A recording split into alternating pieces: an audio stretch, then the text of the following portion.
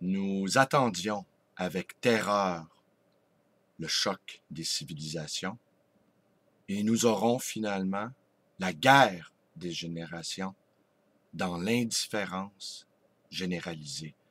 Bonjour, bienvenue dans ma bibliothèque. Nous sommes à Montréal le 3 août 2012 et mon nom est Bruno Lalonde. Et avant de vous lire un ou deux extraits de ce Namurois Jean-Claude Pirotte, je voudrais faire un petit peu le point pour mes amis à militants européens qui visionnent mes vidéos sur la crise sociale en cours au Québec. Alors sans doute vous n'êtes pas sans savoir que depuis plusieurs mois, le Québec est agité par une crise sociale sans précédent. Moi, je n'ai jamais connu ça et je suis quand même un homme qui a 51 ans. Et ma petite introduction, au fond, je me demande si c'est pas ça, le fond de l'affaire. Vous le savez, le taux de chômage chez les jeunes Européens est extrêmement élevé. Et les gouvernements irlandais, grecs, espagnols invitent sa jeunesse éduquée, instruite, formée, à quitter le pays. C'est ainsi que la moitié des diplômés des HEC grecs, des jeunes diplômés des HEC grecs, ont quitté la Grèce. La stratégie derrière cette invitation à quitter le pays, c'est simple. Ils redoutent des troubles sociaux. Alors, ce que nous allons offrir à une jeunesse pas formée, qui risque de sombrer dans la délinquance, on va leur offrir des prisons.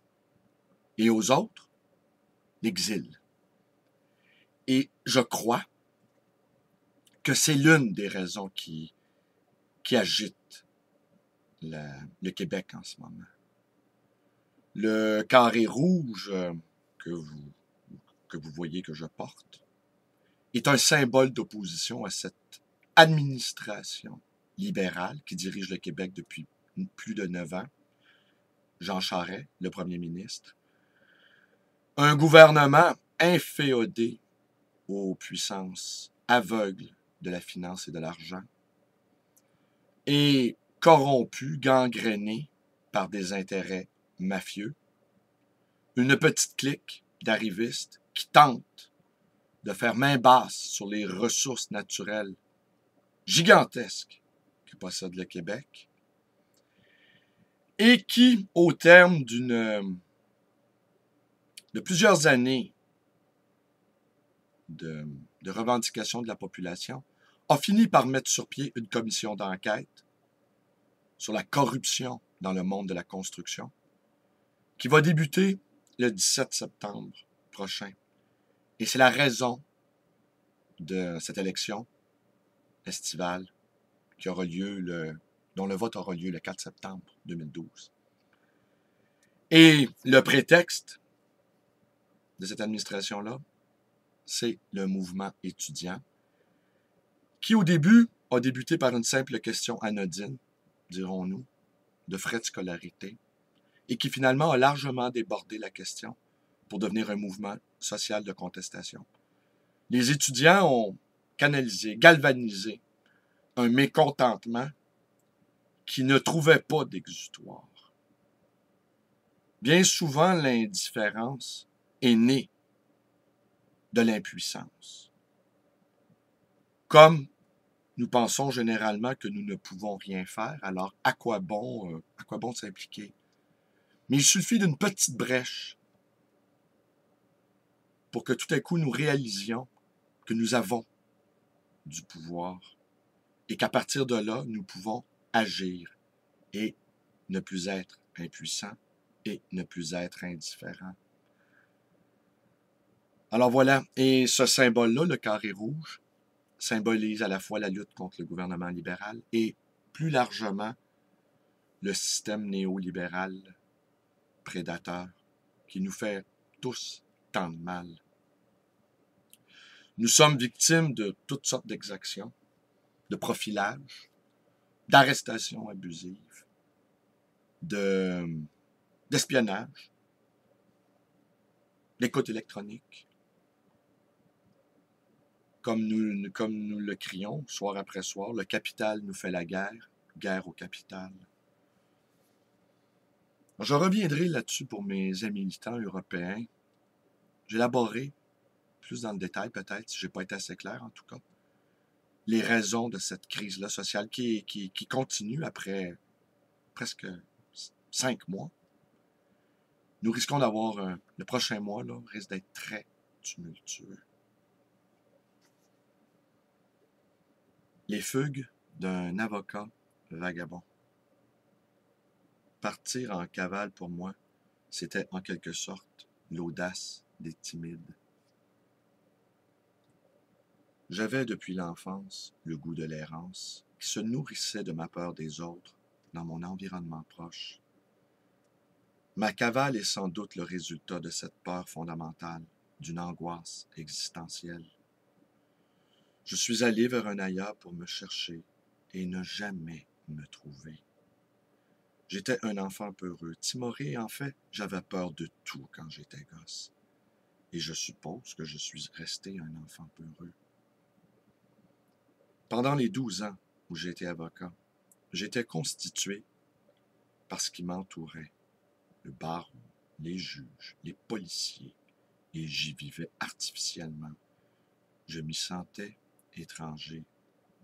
J'avais défendu quelques clients en cavale, d'autres qui étaient partis après des condamnations. Je trouvais cela romanesque et aventureux.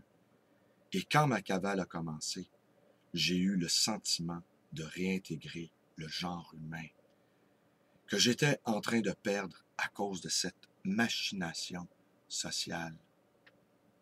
C'est avec la cavale que j'ai eu l'impression d'être dans le monde vrai. J'approchais de la vérité, une vérité relative dans un monde intemporel. Je trouvais que les gens qui vivaient ordinairement n'étaient pas le vrai monde. Je crois que si je m'étais prêté à l'exécution, je ne serais pas resté en prison plus de 8 jours, sans même demander une grâce. Un scandale aurait sans doute éclaté. La presse se serait emparée de l'affaire, ou cela aurait été un bras de fer avec le procureur. Il y avait 2 choses à faire en réalité. Ou bien entrer en prison et provoquer le scandale, ou bien m'en aller. M'en aller me paraissait non seulement évident, mais surtout nécessaire. Je rejoignais là l'enfant un peu rebelle que j'avais toujours rêvé d'être, et l'adulte rebelle que je n'étais pas. Cette décision était pour moi une occasion rêvée. Je m'en suis rendu compte assez vite sans doute, et sans vouloir me l'avouer. C'était l'occasion de dire non à toute une série de choses, à une vie qui me pesait. Je risquais de devenir un avocat ordinaire, d'exercer une profession qui exige une énergie et une vocation que j'allais perdre. La cavale était en quelque sorte une bouée de sauvetage. J'ai compté sur l'amitié et la fraternité pour préserver ma liberté. Ils sont nombreux les moments où je me suis senti protégé par les amis ou ma famille adoptive, les Jeannins. Ces moments sont bien plus nombreux que ce que l'on peut imaginer ordinairement. C'est la solidarité amicale qui te permet de tenir, et le fait de savoir que tu dois à un moment ou à un autre quitter tes amis renforce ce sentiment de protection. La cavale m'a permis d'établir un cadastre de mes relations et de faire le point sur qui était qui, et il y eut peu de déceptions. La cavale est un état de rébellion sans doute chez moi originel et profondément causé par la sensation d'un enfermement familial. C'est aussi une frontière mentale et c'est donc pour moi une forme de justification, par l'absurde, de mon goût du vagabondage, de l'errance, de la paresse, au fond du rêve enfantin, d'une autre sorte de Robinsonade, mais dans un monde civilisé auquel on n'accorderait pas trop d'importance. Mais la cavale a ceci de tout à fait paradoxal, qu'en recherchant à tout prix sa liberté, on est obligé de se cantonner à la clandestinité. Dans le secret, on crée en fait une nouvelle forme d'emprisonnement, si bien que la cavale débouche tout simplement parfois sur l'emprisonnement de soi. J'ai surmonté ce paradoxe, je suppose, petit à petit, essentiellement en écrivant, en lisant et en peignant, et finalement en paraissant aussi, en érigeant la paresse en règle de vie.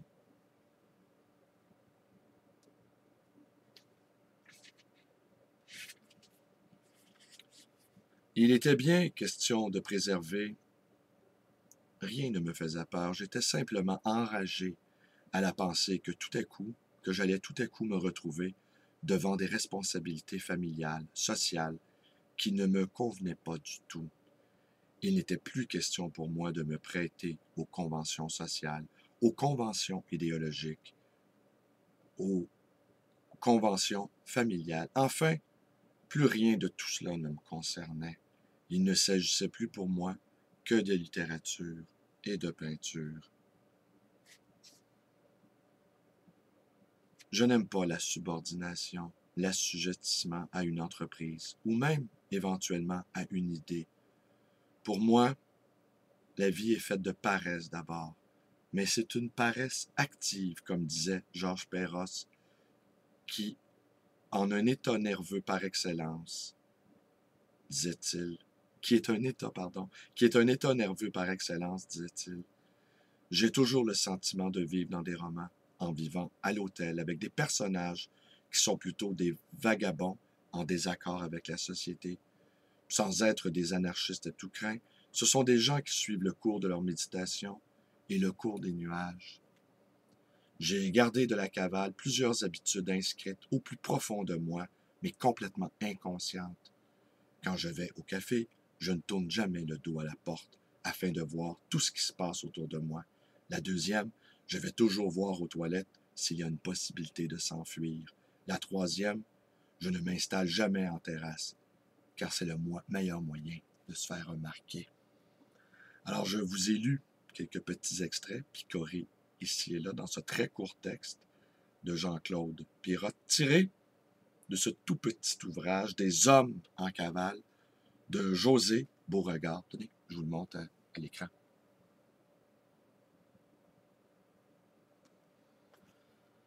Ben voilà, paru chez Mille et une nuits. Ben c'est tout pour aujourd'hui. Merci d'être avec moi.